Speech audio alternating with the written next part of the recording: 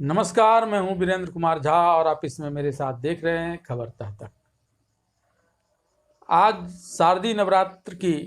5वीं तिथि है और आज के बारे में दुर्गा सप्तशती में कहा गया है पंचमम स्कंद मातेति, यानी 5वें दिन स्कंद माता की पूजा की जाती है। स्कंद माता, जैसा कि नाम से ही पता चल रहा है, ये स्कंद यानी कार्तिकेय की माता है। इनके स्वरूप की अगर चर्चा की जाए तो ये 4 भुजा वाली हैं। कमल पुष्प पर ये बैठी हुई हैं, इसलिए इन्हें कमलासना भी कहा जाता है। इनके 4 हाथ हैं, 2 हाथ में कमल हैं, एक हाथ अभय मुद्रा में भक्तों को आशीर्वाद देते हुए है और एक हाथ से ये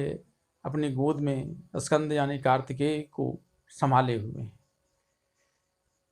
बात अगर इनके ग्रहों के नियंत्रण को लेकर की जाए, क्योंकि जैसा कि हम जानते हैं कि नवदुर्गा 9 ग्रहों को भी संतुलित करता है, उसके दुष्प्रभावों को भी काटता है, तो इस लिहाज से ये बुद्ध की स्वामिनी है और बुद्ध जनित विकार जिन लोगों को भी होता है, माता स्कंद माता की पूजा करने से वो सारे विकार दूर हो जाते हैं और उनका मनोमालिन्य समाप्त हो जाता है, काफ़ी उन्नति होती है, प्रखरता आती है। बात अगर चक्रों की जाए तो विशुद्धि चक्र, जिसके देवता शिव हैं, शिवप्रिया होने के कारण स्कंद माता की पूजा करने से विशुद्धि चक्र जागृत होता है। विशुद्धि चक्र के जागृत नहीं होने की स्थिति में लोगों का मानसिक विकास नहीं होता है और जब माता स्कंद माता की पूजा करने से विशुद्धि चक्र जागृत होता है तो बुद्धि प्रखर होती है, लोगों में साहस की भावना आती है, अच्छे अच्छे कार्य करने की भावना आती है और साहस का संचार के साथ साथ उनमें सामर्थ्य भी आता है, जिस कारण वो सभी कार्यों को कर पाते हैं।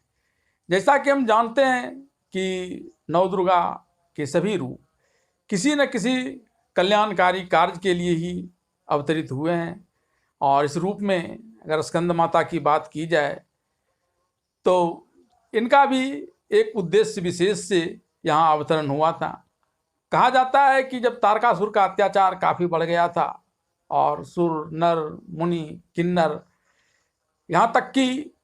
पेड़ पौधे और सारे चराचर उसके अत्याचार से त्रस्त थे, किसी को कुछ सूझ नहीं रहा था, क्योंकि उसे ब्रह्मा से यह वरदान प्राप्त था कि शिवपुत्र के अलावा कोई उसकी हत्या नहीं कर पाएगा, कोई उसे मार नहीं कर पाएगा। और इधर शिव समाधिस्थ थे, उनकी समाधि को तोड़ना बड़ा दुष्कर कार्य था और अगर टूट भी जाता है तो फिर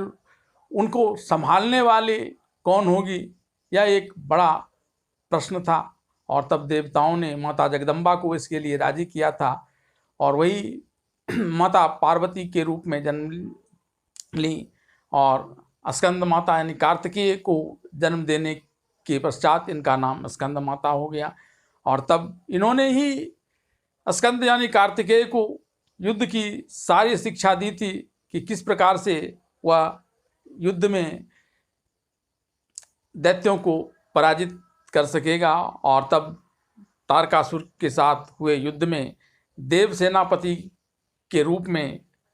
स्कंद यानी कार्तिकेय ने हिस्सा लिया था और तारकासुर का वध किया था। और इस प्रकार से माता स्कंद माता जिस प्रकार से उन्होंने उस समय लोगों के कल्याण के लिए कार्य करें, वैसे ही वे आज भी सभी भक्तों के ऊपर कृपालु हों, उनमें साहस का संचार करें, अच्छी भावनाओं का संचार करें, ताकि उनके द्वारा जगत का कल्याण हो सके।